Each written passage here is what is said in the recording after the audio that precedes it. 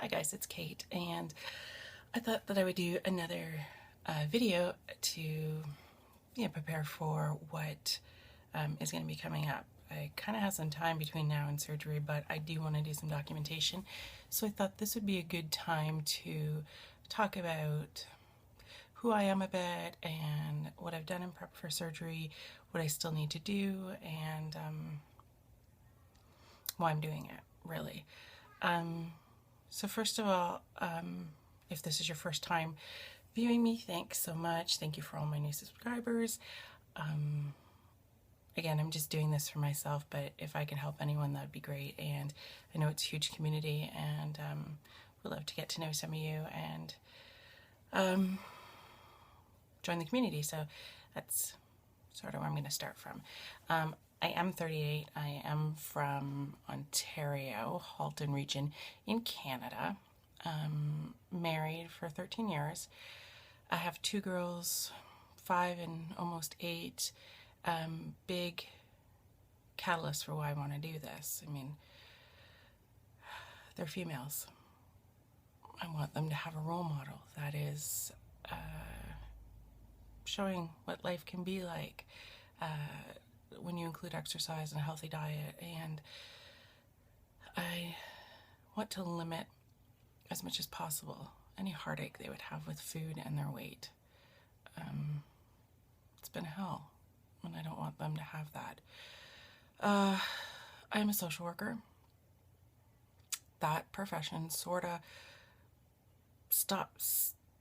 has a tendency that you stop caring about yourself and you focus on your clients and your career and common good in people and just being super fantastic, and you really don't give a shit about yourself.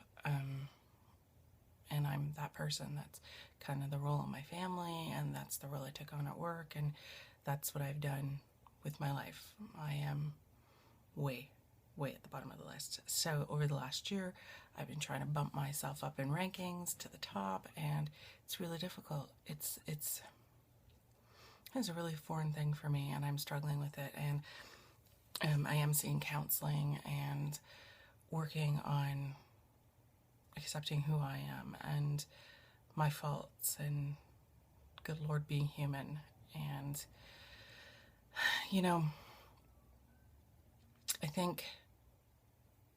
I've always been a funny person. I've always used my humor as a tool for breaking the ice and for getting into awkward situations. And the heavier I got, the funnier I got, and the more shocking I got.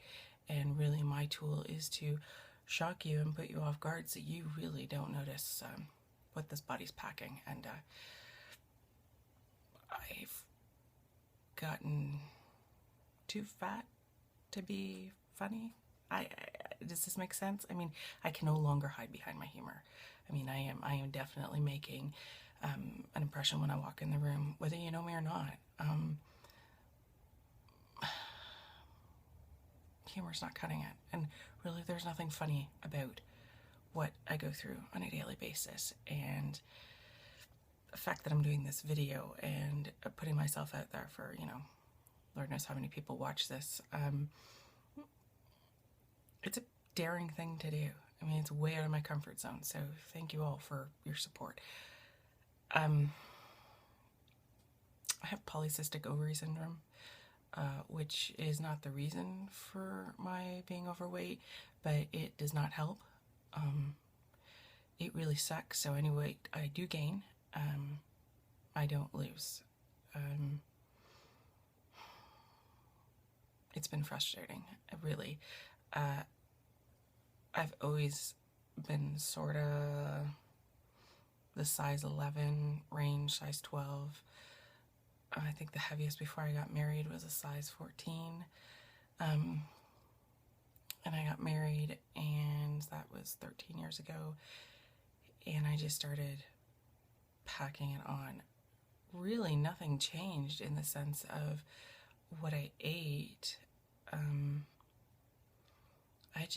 I was over 25, and my hormones were starting to change, and my diet changed. I was vegan and I became a non-vegan. My husband's family is French Italian. You know, it's just meat. Eat it. And I started to gain weight rapidly. Every 3 weeks, 4 weeks, I was going up a dress size or half a dress size or having to go out and buy another pair of pants. Noticing that most of the tops came with a roll already in it. I didn't know what to do. So I have a lovely friend who said, let's go to Weight Watchers. And I wasn't foreign to Weight Watchers. My mom had done it. My family members had done it, been successful in it. And I went and did it too. And that's when I learned that I was having trouble actually losing weight. Not only was I gaining it, but if I gained it, I was going to keep it, which is so sad. And it took me a long time to realize that most of my life was just going to be maintenance of the weight that I'd gained. So we went to Weight Watchers, and bless her heart, she gave it her all, my girlfriend, and so did I. And I was food logging, and I was point obsessed. I mean, I could lean across the table to the people beside me and say, do you know how many points those chicken wings are? You might think about not eating those. Yeah, and I was fat, so I had lots of points. It was great. But every week we went to the meetings, and every week Heather, my girlfriend, lost 6 pounds, 8 pounds, 9 pounds. I'm fully deserving it. I mean, she was rocking the program, and I was losing 3 ounces. Like, could I please just go and empty my bladder and see if that changes? I'll do another weigh-in. It was really disappointing. I went for 9 months. Heather lost, I want to say 55 or 60 pounds. Amazing. Deserved every hand slap clapping situation that they do at the meetings. I lost 9 pounds. And I wanted to sort of walk out into traffic. If I had a glass of wine, I put it down. If I had chocolate, I put it down. If I licked my plate after a brownie, I put it down. I mean, whatever it was, I wasn't cheating. I had the dietitian looking and working with me at my logs. I wasn't eating enough of my points. And I didn't lose anything. And my biggest joke is that on Survivor, I would still be the fattest person. I can't lose the weight. Which makes you sad. And then what are you doing it for? I mean, if I had started to lose, a pound a week, half a pound a week, I would have seen something. But almost for 5 weeks, I didn't lose anything. I'm working a program. I'm saying no to everything. And I'm getting no benefit out of it. It was sad. I did grapefruit diet. I did Atkins. I did South Beach. Like I was ever going to look like a South Beach person. I did restrictive diets. I did diabetic diets where you count your sugars, fats, and everything. I mean, I did it. I did a Sacred Heart diet where you like eat like tuna one day, a grapefruit another day. I mean, it's this like weird concoction. I did a diet where you drank coffee and grapefruit together because there's like some chemical reaction or something. Like I just did it. I ate Weight Watchers soup, the vegetable cabbage situation, for months. Nothing. I mean, I'd lose like 10 pounds. I'd gain it back with a Tic Tac. I mean, I was destined to be fat. So it just put me here. I can't do this on my own. I can't. I am paranoid, terrified that this is not the heaviest I'm going to be if I don't have an intervention. That's scary to me. You always look back at pictures and think, man, I thought I was so fat here. I looked awesome. I thought I was so fat here. I look good.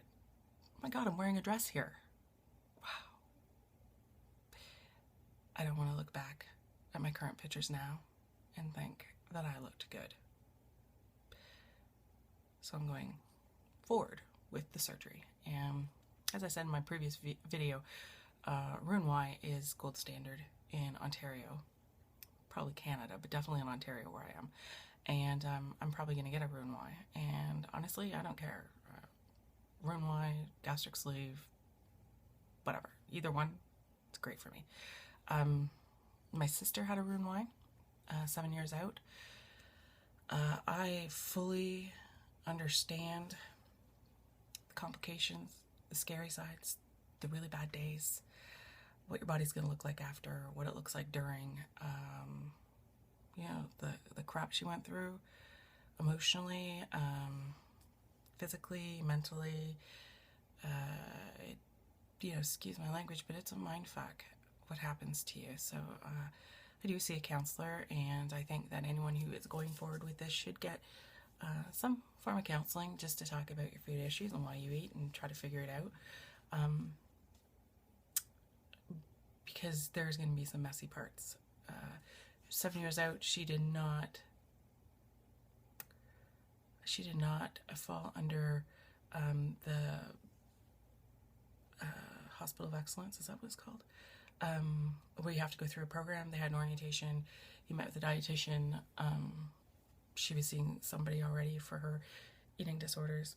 Excuse me. And she basically was booked for surgery 2 weeks later and had it. And you're on your own. She'll be a good resource for me, but I do like that there's backup help. I'm going to be at a St. Joe's in Hamilton, and I hear it's a great hospital. It's a little on the slow side, but it's a great hospital, and I'm looking forward to that. So what I've done for it already is my first orientation, sleep study, good times, people, good times, and I have apnea, shocking. So I'm on a CPAP. I've been on a CPAP since October, November. It's not hot, sexy in any, well, welcome to my bedroom, and there's not much that's going to happen here. But it works. I mean, I was falling asleep in the morning. I woke up like I was hungover. There was no amount of coffee that was going to do it for me. I fell asleep driving in the middle of a conversation. I felt like shit nonstop. And so it has worked. It's been great. It takes a little getting used to, but it's the benefits outweigh it. So things I still have to do in prep for surgery or through this process. I mean, next Wednesday I have my my first meeting with the nurse, dietitian, social worker, which really means that you just have the next step and the next step and the next step. So I mean, it's not it's close to surgery, and I'm super stoked about it, but I could still be looking at another 6 months. I really don't know how fast it goes. I'm trying to increase my water. I'm really bad at water. I mean, I like coffee, and I love Diet Pop. I hate water. It tastes like ass. And the Mios and the stuff that you can put in it to flavor it just makes it taste like fake sugar ass. I just hate it. But I mean, I'm gonna have to do it. I'm gonna have to do it. So I'll do it. So I'm trying to work out a system where I can do some increased water. Trying to switch my coffee to decaf, so I have one in the morning, maybe an extra large at this point, and then switching to decaf. Prenatal vitamins, doing that, trying to rid myself of pop, which, again, when it comes down to it, I can't have it and I can't have it. And I hope that if I do have it, my little pouch just rejects it and I never have it again. So, and I know some people, like my sister, can have I don't know, like a little bit of pop, a little bit of beer, carbon at 7 years out. But I mean, she really can't finish a can or anything because it's just too much carbonation. So what did I want to talk about other than that? Why am I doing this?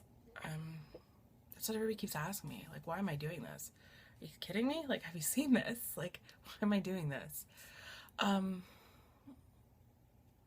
For me, I mean, this last year has been hell for other reasons, and my weight and my lack of esteem and everything has been really difficult.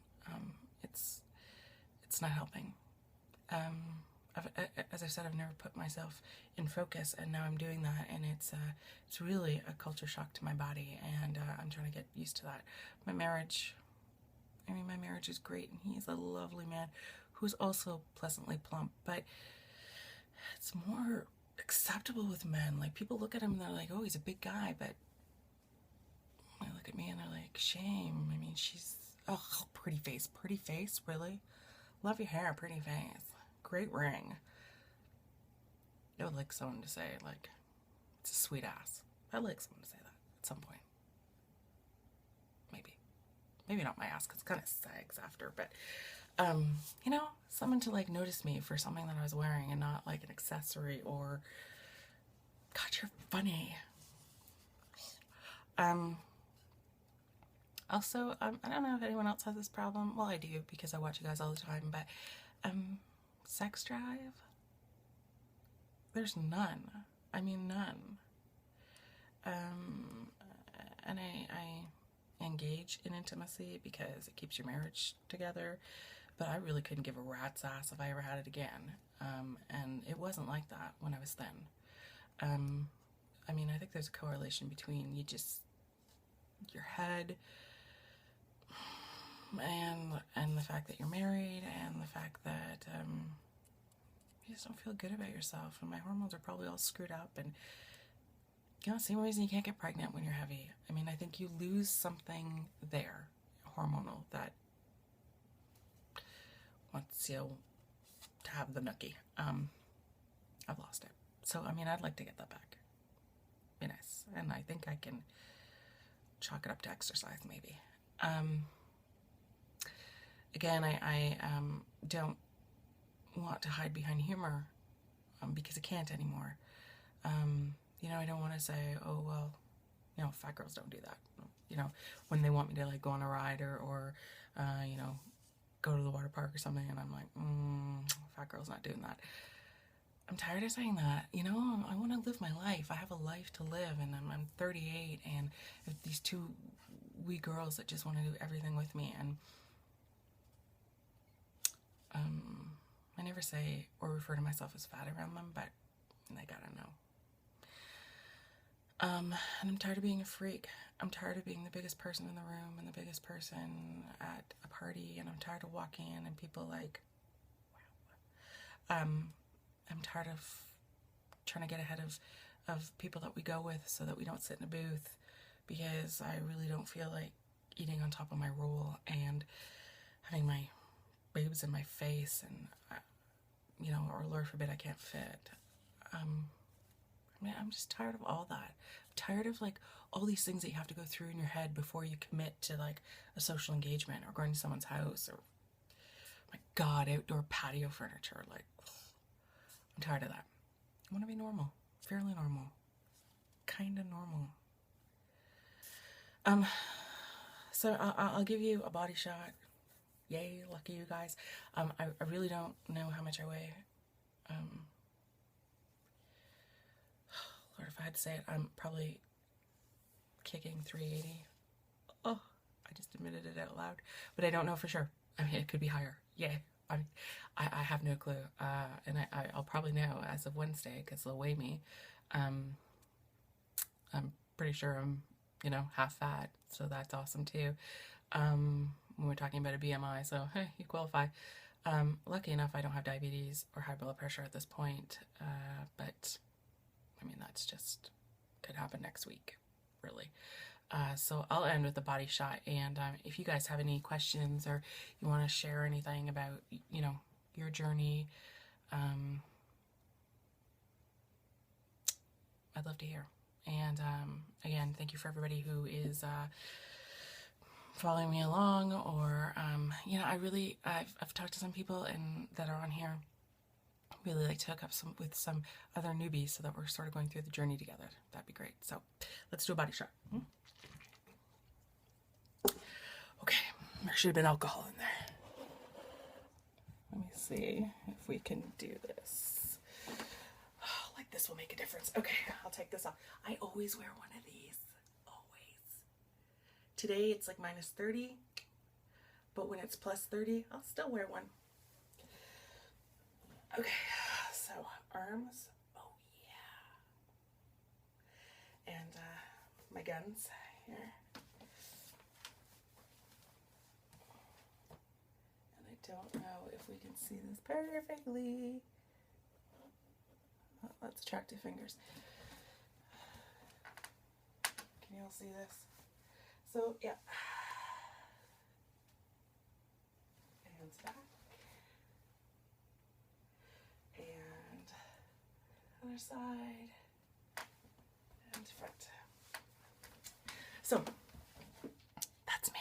And thanks for watching, guys. And I will be watching you guys. And thanks again for all your support.